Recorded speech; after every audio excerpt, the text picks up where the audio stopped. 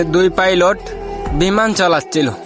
ঠিক সেই সময় এক পাইলট আরেক পাইলটরে জিজ্ঞাসা করলো, এই মুহূর্তে যদি আমাদের প্লেনে আগুন লেগে যায় তুমি সর্বপ্রথম কি কাজটাই করবে?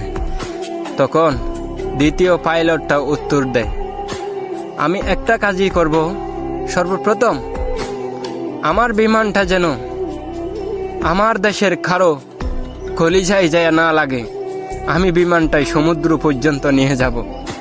3 মিনিট পর চালাতে চালাতে ঠিক সমুদ্রের পথে নিয়ে যায় কর্ণফুলী নদীতে।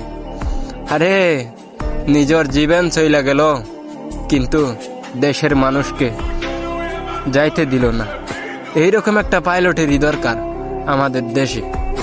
ঠিক তেমন মানুষ বলে না, এখনো পর্যন্ত মানবতা শেষ হয়নি।